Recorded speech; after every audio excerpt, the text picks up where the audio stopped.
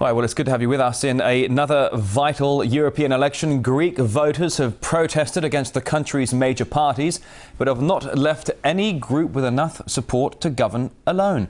Athens may be forced to hold yet another election if party leaders can't strike a coalition deal soon. Let's now get joined by attorney and a professor of constitutional law, George Katroungalos, joining us live now from Athens. And very good to see you. So why have voters decided to protest against the country's major political parties? What's their motivation here? Well, I think it was the inevitable result of 2 years of social struggle against measures that they were not only socially unfair, but only hugely inefficient by the economic viewpoint.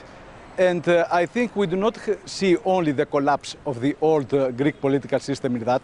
We see also a massive failure of a social experiment, of an experiment of trying to impose to a European people austerity measures without any hope, and combine that with massive pauperization. I think that this social experiment of neoliberalism has failed. I think that the lab rat has escaped.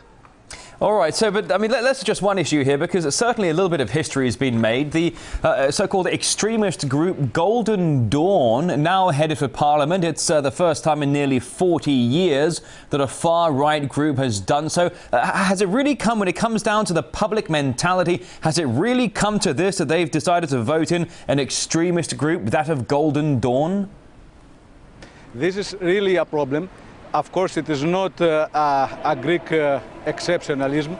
We have seen in all countries that they have austerity measures or they are facing a huge economic crisis, a rise of the extreme right. It is a kind of reaction of the poorest strata of the population against what they feel as a menace. The immigrants, something invisible that it is against them. I think this is the other side of the coin of these austerity measures, the lack of hope. But I think that in Greece, now that we are seeing some kind of new hope for the renewal of the political system, these political parties of the extreme right are not going to have any future at all. Now, when it comes to reforming the political system, you know, we've seen so many months now of protests up and down Greece, these austerity measures, increased suicide rates. It was, what, 4 or 6 weeks ago that man shot himself on the head on the steps of Parliament. Do you think it's possible, though, for Greek politicians to really reform themselves, or is it the overseeing bureaucrats from Brussels who really have the final say? Well, I think that there is not any possibility of renewal of the old political system. The old political system has collapsed. We need something completely new.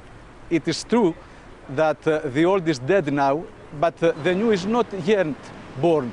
I think that we may see that in the new elections, that they are going to happen in, I don't think, not more than 1 month from now, because there is not any possibility to form a coalition government with the results we have at the present elections.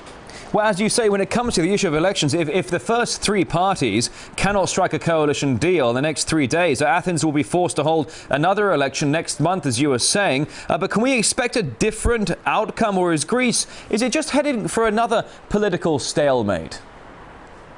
Well, I think that we are not going to have a stalemate, because now we can see visibly a social trend towards the reversal of the old political system. Due to the electoral law, this is not occurred during these elections. But I think it is clear that the dynamic is against the old political parties. Just to give you an example, between themselves, they controlled in the last elections more than 85% of the electorate. And now they are below the 1/3 of the electoral vote. So they are clearly bankrupt. They are completely without any kind of political legitimacy. I hope that a new coalition that would struggle to cancel the austerity measures has many hopes to occur. All right, now, very briefly, and I am running low on my time here, it's going to have to be my last question for you. The euro has fallen to a 3.5-year low as a result of the Greek and French elections. What does this say about the future of the entire Eurozone? I know you've heard this before. Any change in attitude on it? Well, we have seen in all these months efforts of the political leaders to appease the markets. In my opinion, the option is not to appease them as a monster, but to try to control them democratically, to find a new way of political regulation based on democratic decision making.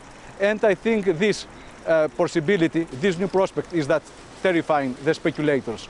I don't think that it is a sign of economic instability, but a sign of something new. Maybe it is in the horizon. All right, live from Athens, attorney and professor of constitutional law, George Katroungalos. Thanks for coming on RT. Thank you very much.